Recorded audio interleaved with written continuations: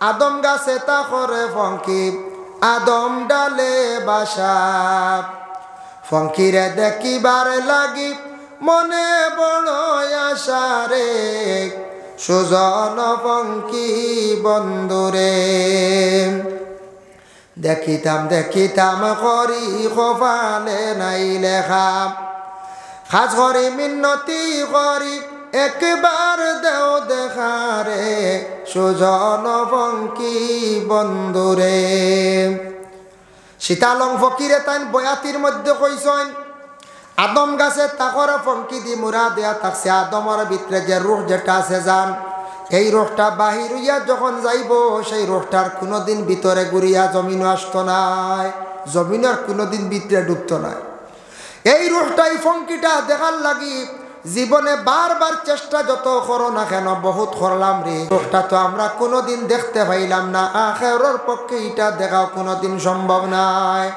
তাই আল্লাহর বন্দেগান মানুষ মারা যাওয়ার পরে যেই সময় গোসল দেওয়াইয়া গায়ের মধ্যে খাফনটা লাগায় তখন ময়্যিতের রুহানি খান্দন আরম্ভ করি এই খান্দন কিন্তু আমরা শুনতাম না ময়্যিতের রুহানি খেলে খান্দে দেখুন জানি কোনো বাড়ির মধ্যে গার্জেনটা ছয় খেয়রের একটা মেয়ে উপযুক্ত হয়েছে 18 বছর পূর্ণ হয়েছে একটা ছেলে পছন্দ করিয়া দিন ধার্য করছেন ঠিক বিবাহর দিন মেয়েটা খুব বেশি খান্দে এই দিন মেয়েটার খান্দন বন্ধ করা যায় না কোনো বিয়া তিলা আসেনি বলে মেয়ে খান্দিছে না জিও জি আছে আছে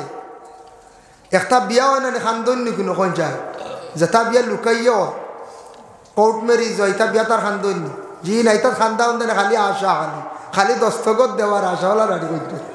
হয় এটা বিয়াত খান্দন নাই বিয়ার দিন যে খান্দন যেটা বহুত দুঃখে খান্দন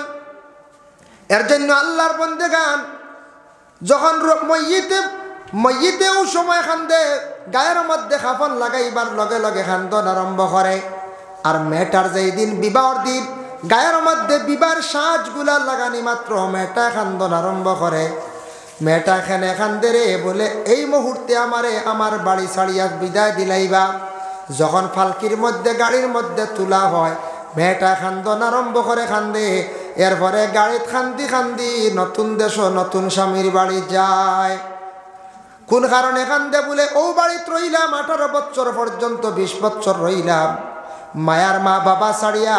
ভাই বোন সব কিচ্ছুরে ছাড়িয়া আজকে নতুন এক দেশের মধ্যে আমি যাইয়া ও কারণে খান্দিয়া তাকে মেয়েটা মেয়ের খান্দন কোনো মানুষ আটকাইতে পারে না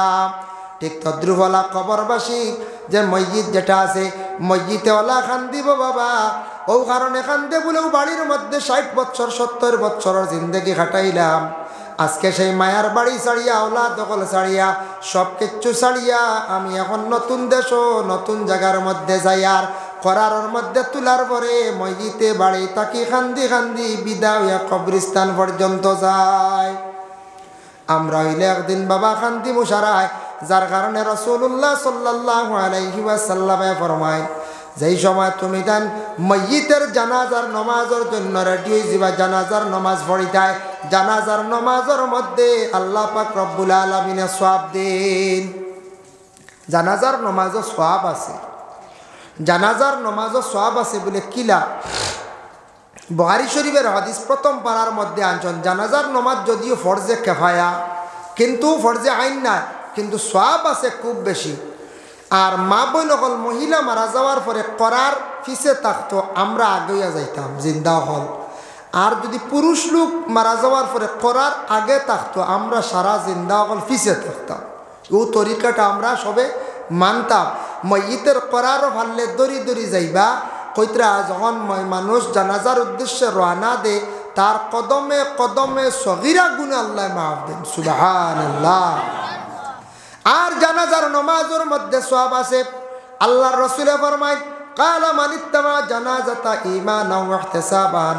حتى يصلي عليها ويفرغ من دفنها فإنه يرجع من الأجر بقراطين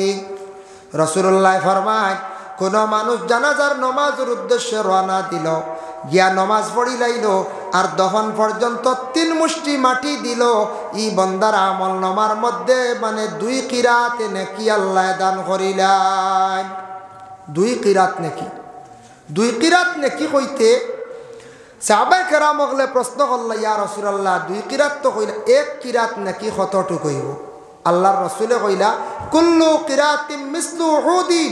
1 কিরাত নাকি লুগা 1 উহুদ পাহাড়ের সমতুল্য। হোকা সুবহানাল্লাহ।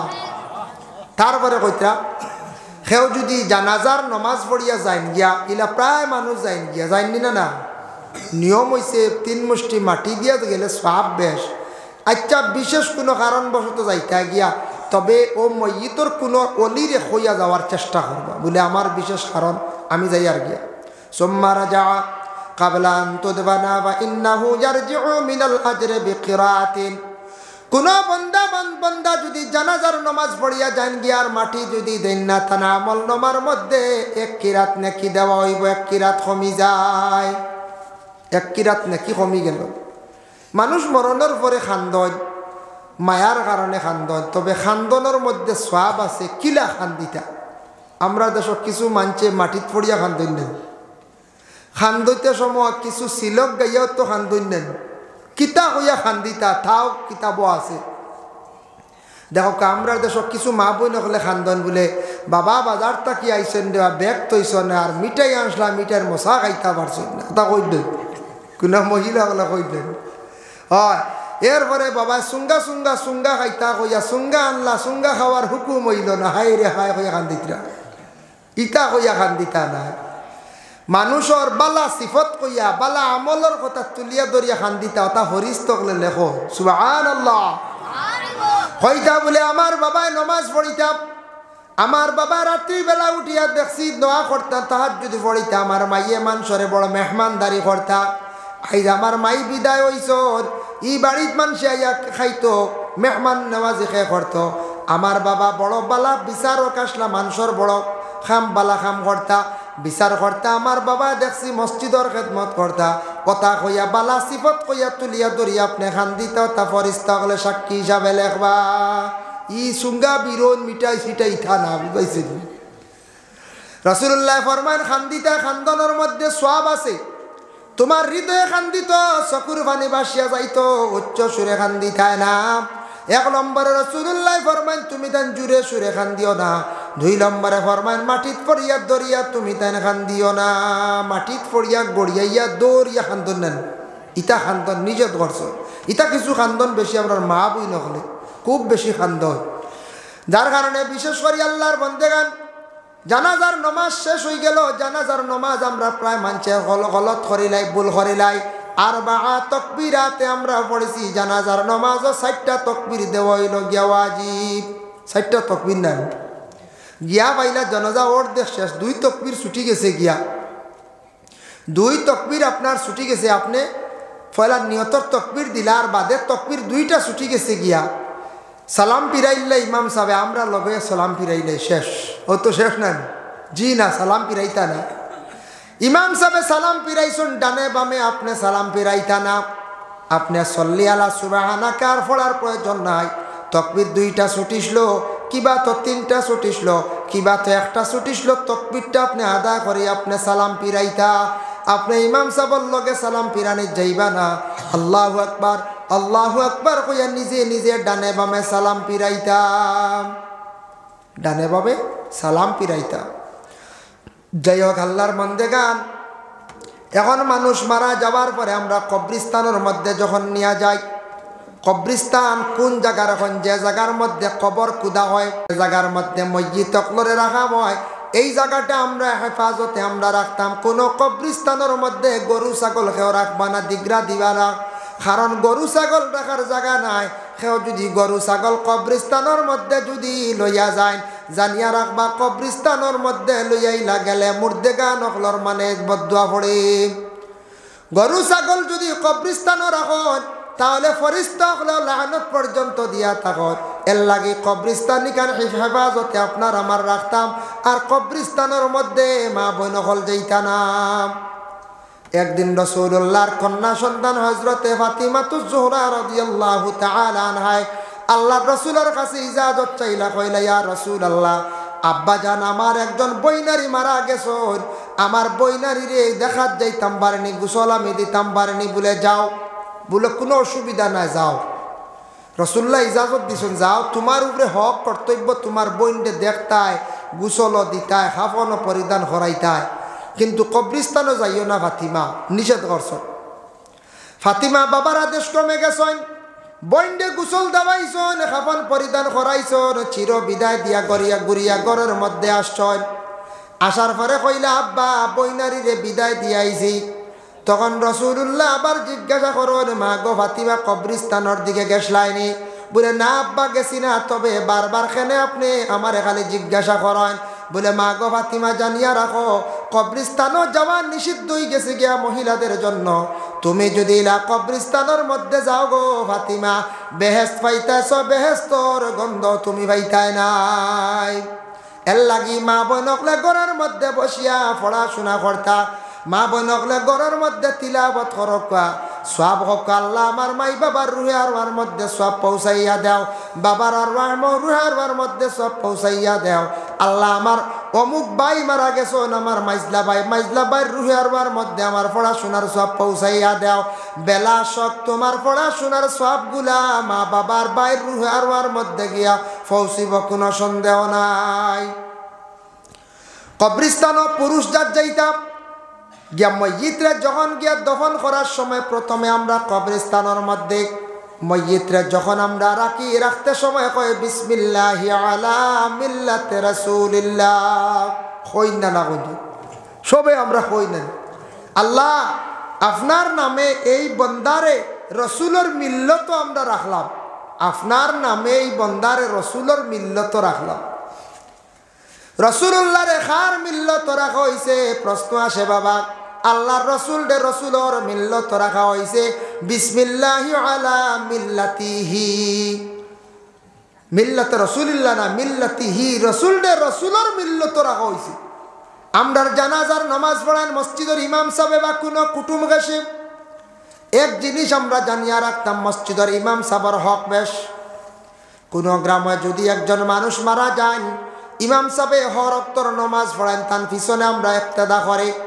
আর জানাজার নমাজ পড়াইতে সময় আমরা খবর দিয়া বড় ধরনের সাপ বুজুর্গরা লইয়াই আনিন না না আচ্ছা আনতাত মনে কইছে তবে ইমাম সাহেবের উপরে হক সারা বছর নমাজ পড়ান আর জানাজার সময় দেখা যায় বড় বুজুর্গ সাপ বুঝা যায় আর মনে ইমাম সাহেব জানাজা পড়াইনি পারইন না ইমাম সাহেব মনে জানাজা পড়াইলে আর ওইতো না ওলা না কিছু মানুষের তাকি যায় ওলা আচ্ছা মনের আবেগ বড় সাপ দিয়া বড় বুজুর্গ দিয়া জানাজা আপনি পড়াইতা ঠিক আছে তবে দেখবা কিছু কিছু জায়গার মধ্যে মেসা বকলে 6 জনে 8 জনে খতম পড়িছেন কিন্তু দোয়ার সময় দেখবা অমুক সাপ না হইলে দোয়া মনে হয় কবুল হয় না কিন্তু মেসা বকলে দেখবা খতম পড়িলা সারাদিন দোয়ার সময় দেখবা অমুক সাপ অমুক আলিম না হইলে আর তার দোয়া কবুলর না এটা হইল দুসরা মাত আখতে একদিন বড় তৈয়ার করছেন শিরনির তৈয়ার করছেন বড় সমাগম মহফিল বড় এক বুজুর্গ সাহেবরে আনছেন এমনিও বলা সবসময় কোরআন খতম করিয়ার পড়াইয়ার আমরা মনে করি মসজিদের মেসাবার লাগাবাড়ি সাহ ইটার দোয়াও আল্লাহ গছিত না বড় একজন আনাও লাগবে আমরা ওলা দাঁড়ান হয়ে যায় কারণ এর আগে পড়িলে ইটা কিতা কবুল হয়েছে রাখ ওইসি ওলা আমরা একটা মনোভাবাই ইমাম সাহেবের উপরে হক বেশ ফাল্লাকরাবু আল্লাকরাব করিবে জানাজার নমাজ পড়াইতা করিব কারে কয় আপন ছেলে আপন ছেলের গর নাতি আপন মেয়ের গর নাতি আপন বাতিজা এরই লগে করিব এরা যদি আলিম তখন হাফিজ তখন জানাজার নমাজ পড়া কোয়া নতুবা ইমাম সাহেবের উপরে হক বেশ ইমাম সাহেব খারে কয় ইমামও ব্যক্তিরে কয় আজকে মাগরিবর এশার নমাজ যেন পড়াইছেন যদি তান ইজাজত দেন কোনো বড় বুজুর্গ সাহেব তেন নমাজ পড়াইতে পারবা ইজাজত না দিলে যত বড় বুজুর্গ কাকেও নমাজ পড়াইতে পারতা নাই ইমাম সাহেবের আগে যাওয়ার তান আর অধিকার নাই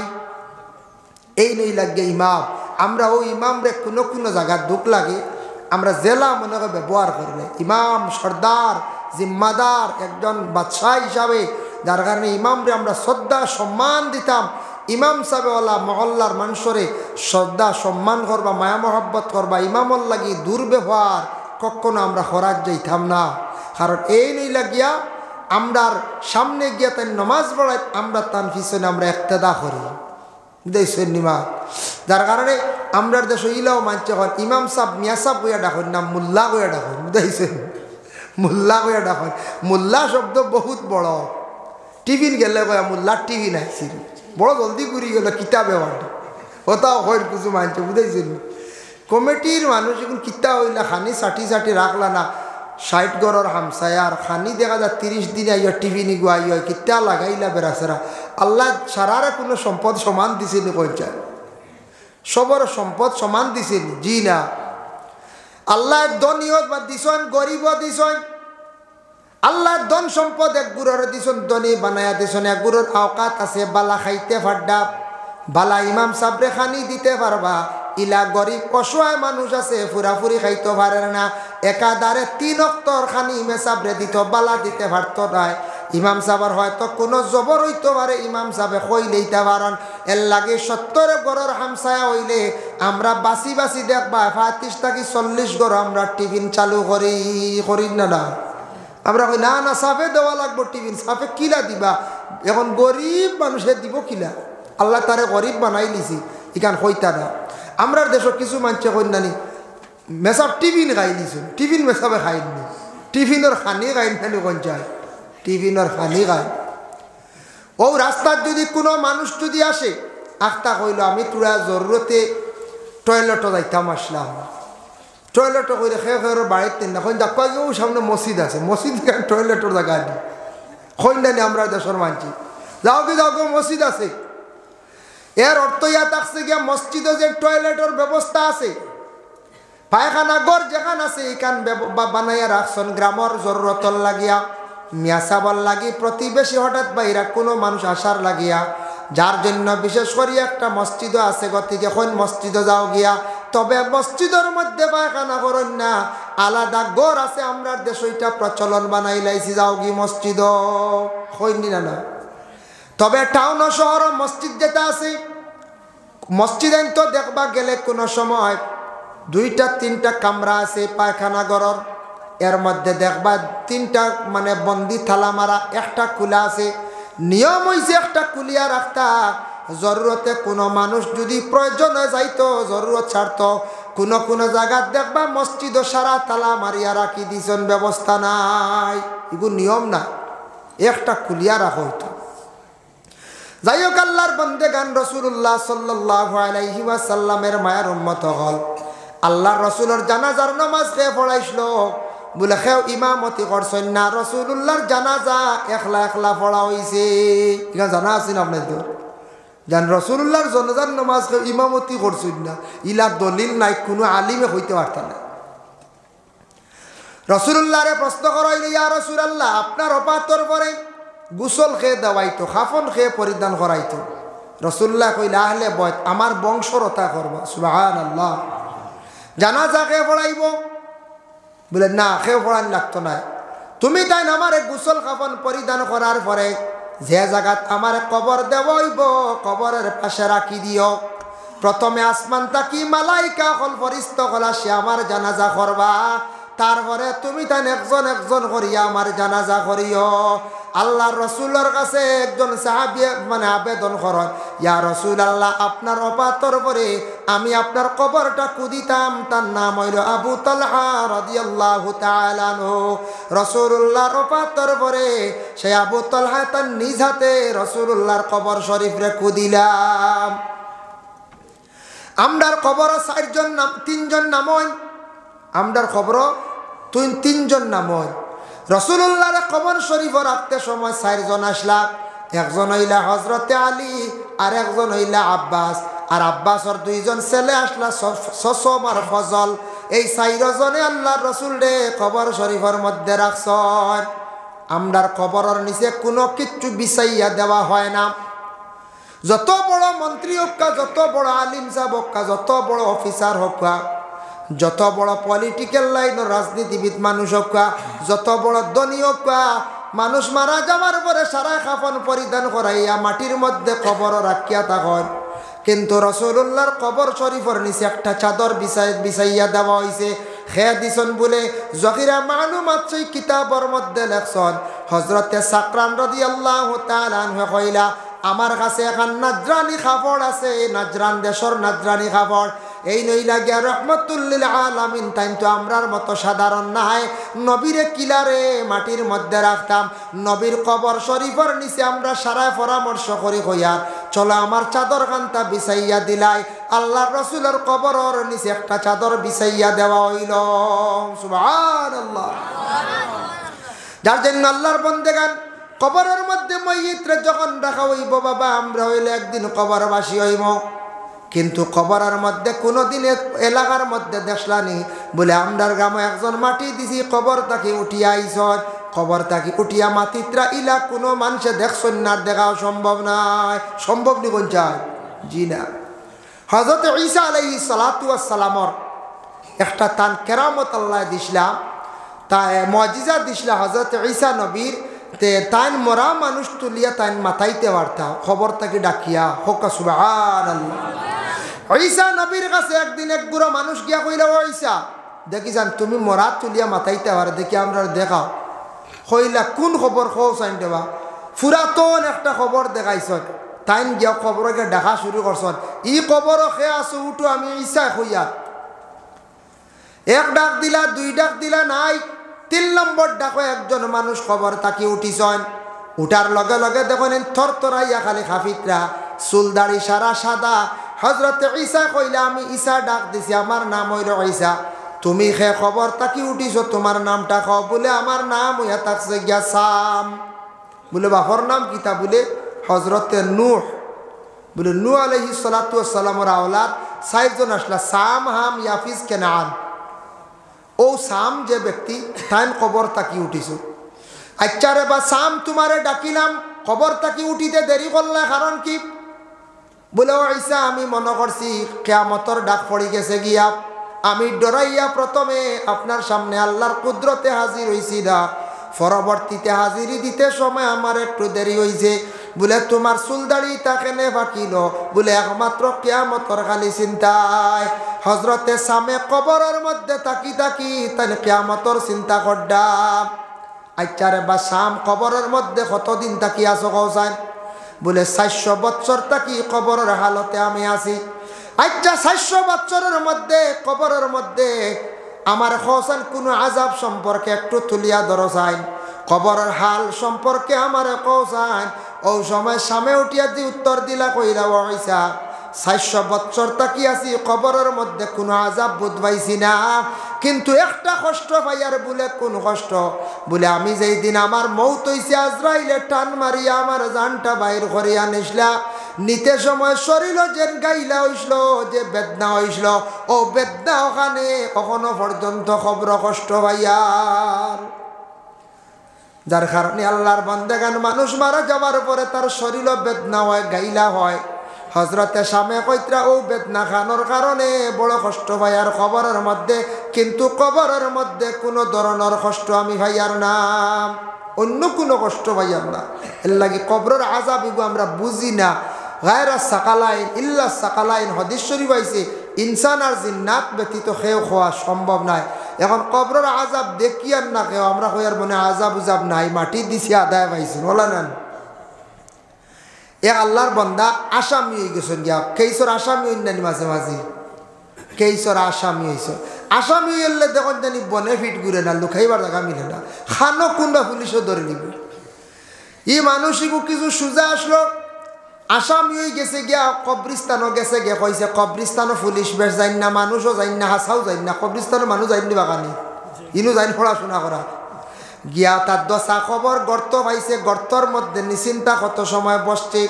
কইলরে খালি আলিমক লেখন খবর আজাব, সাপ বিচ্ছু আর আগুন, কিচ্ছু বুঝবাই না। কবরের মধ্যে রইলাম, কিচ্ছু নাই। আর আখতা শুনে গুর গুর গুর গুর আওয়াজ, এখন গাড়ি আইছে, জিপ এখান আইছে, জীব তো পুলিশ তখন জানিবা উকি দিছে। আখতা পুলিশে দেখিলাইছন, পুলিশে মনে করছন ইনো কিগু লুকাইছে দেখি চাই, মনে হয় গো কোন আসামি হইতে পারে। পুলিশ আইসন, আইয়া দেখুন গাতর মধ্যে মানুষ এগো টান দিয়া তুলছন, তারে বহুতটা জিজ্ঞাসা করছন, কিচ্ছু সে কয় না, কিচ্ছু কয় না। কারণ হে কইতো কি, হে তো আসামি, তো বে মুইয়া বইরিস। পুলিশের মধ্যে আইনই গু মনে হাগল ছাগল কি গু গল্লা দি কয় ডান্ডা দিছন গাতর মধ্যে, আবার ফালাইয়া গেছন গিয়া, পাগল কইয়া ফালাইয়া গেছিল। হে বেটা গাত থেকে উঠিয়ে গাঁত হাঁটি হাঁটি খোয়ার কি ধরনের ইটা আলিম হলে ডোর ডাকাই খবর কোনো আজাব উজাব নাই এটা চূড়া বুধবাইছে আংশিক চূড়া বলে কিতা বুধবাইছে বলে খবরের গাত রইতে রইতে কোনো কিচ্ছু বুধবাইছি না আখতা বুধবাইলাম গুড় গুড় আওয়াজ এখন গাড়িয়ে দেখলাম খেয়াইতরা ছায়া দেখি খাকি ড্রেস লাগাইল ইতা মনে হয় ফরিস্তা আইয়া আমার কিছু জিকার করছো না আমি কিচ্ছু উত্তর দিতাম পারছি না ডান্ডা কয়টা দিয়া গেছন গিয়া ও চূড়া আজা বইব একটা কি আর বেশি নাই বুঝাইছে ও চূড়া ডান্ডা হয়ে গু খাইবা আর কিচ্ছু নাই রে ভাই ইতা বুঝি খবরের আজা ইতা মানুষের আটি আটি কর খবর আজা এটা বিলকুল হুদ্দা হাসাও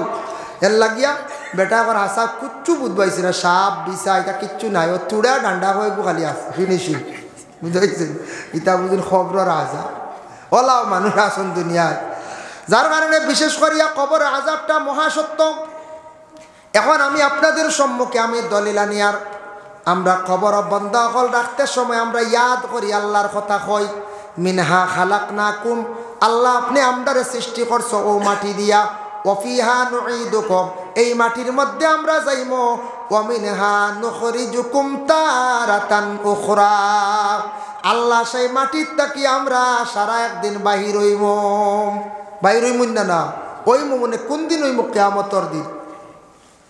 যার জন্য রাসূলুল্লাহর হাদিস বাবা আমি তার মফহুমটা কইয়ার মিশকাত শরীফের হাদিস রাসূলুল্লাহর একজন সাহাবী আসলা যে সাহাবীর নাম হইল হযরতে সাআদ ইবনে মুআজ রাদিয়াল্লাহু তাআলা আনহু সাআদ যেই দিন ইন্তেকাল হই গেছেন তান জানাজার নামাজের মধ্যে ৭০,০০০ ফেরেশতা জানাজার শরীক হইলা আল্লাহর রাসূলে সাআদের কবরের পাশে বসিয়া সাহাবায়ে কেরাম হকলারে কইলা ও সাহাবী হল তুমি তার পড়াশোনা করো আমার সাআদ রে সাহায্য করো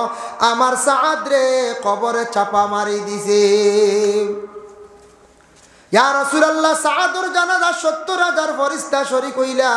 তারপরে কবরে চাপা মারি দিলে বলে হা তুমি তার পড়াশোনা করো আমার সাআদ রে সাহায্য করো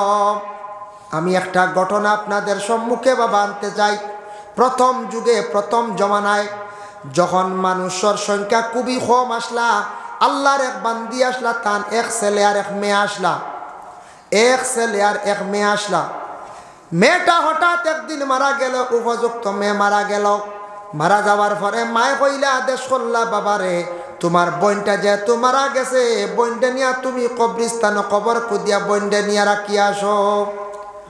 ভাইয়া কি করছে একজন বন্ধুরের সঙ্গে লইয়া কবরস্থান কবর কুদিছে আর উপযুক্ত বইন্ডে নিয়া কবরের মধ্যে রাখছে রাখতে সময় এইভাবে মাথাটা নুয়াইছে পকেট থাকি একটা ডকুমেন্টর বই পড়ে গেছে বুক বই পড়ে গেছে মাটি দিয়া বাড়িতে আসার পরে মনের মধ্যে জাগলো নিশ্চয় আমার বোনের কবরের মধ্যে আমার ডকুমেন্টর বই পড়ে গেছে গিয়া ওটা জানার জন্য আলিম সাহেবের কাছে গিয়া কইল আলিম সাহেব আমার বনিরে কবর রাখতে সময় একটা বই পড়ে গেছে আমার বনির কবর ওটা তুলিয়ে আনতাম পারিনি যাই যাচ্ছেনি বলে আনতে পারবা তবে না আনাগান বালা তুলিয়ে আনতে পারবা তবে না আনাগান বালা জানাজার পরে ময়িতের মুখ দেখা যাই যাচ্ছে তবে না দেখা খান বালা খে দেখতে পারবা জানাজার পরে ময়িতের মুখ দেখতে পারবা আপন ছেলে আপন মেয়ে মুহররিমাতর মধ্যে যারা আছেন যে 14 জন সম্পর্কে আগর মৌলানা সাহেব আলোচনা করছেন মেয়ে আইছে দূর দেশ থাকিয়া আয়া দেখছে জানাজা শেষ হয়ে গেছে আওলাদ আইছে বিদেশ থাকিয়া আয়া দেখছে বলে মানে কি করছে বলে বাবার জানাজা শেষ হয়ে গেছে মুখ দেখতে পারবো তবে না দেখা খান বালা আল্লাহর রাসূলের হাদিস হইল মানুষ মরণের পরে যখন জানাজা পড়াই যাইব তার চেহারা পরিবর্তন হয়ে যাইতে পারে বাইয়ে কইল তো সুযোগ আছে তে যাই গিয়ে লইয়া বইনতে দেখি আইব আবার কবরস্থানও গেছে গিয়া মাটি সরাইছে সরানির মাত্র যখন বাঁশ সরাইছে দেখে বনির কবরের মধ্যে দাউ দাউ ডাকাইয়া খালি আগুন জ্বলের লাভ দিয়ে পিছন দিকে সরিয়া বাড়িত গিয়া কইল মা গো বুঝলাম না আমার বনির কবরের মধ্যে খালি আগুন জ্বলের দেখি আমি বড় ডরাইছি ওগো মা আমার বনির আমল সম্পর্কে একটু খোঁজাই মা কইলা বাবারে বুঝলাম না ব্যাপার আমার মেয়েটার বড় বালা আমল আসলো কিন্তু একটা খারাপ আমল আসলো বলে মা গো খারাপ আমলটা দেখি আমারে খোঁজাই বলে বাবা তোমার মেয়ে নমাজ আমার মেয়ে নমাজ পড়তো কোরআন শরীফ তিলাওয়াত করতো সব কিচ্ছু করতো কোনো কিচ্ছুর মধ্যে অভাব নাই একমাত্র আমার ফুড়ির মধ্যে একটা আদত আসলো, আমার মেয়েটা মানুষের গরর পিছে যাইতো, গিয়া এখন কথা শুনতো, ও কথা এখন গিয়া অন্য গরর কাছে গিয়া কইতো, অন্য লোকের কাছে কইতো, দুইজনের মধ্যে বিবাদ সৃষ্টি করতো।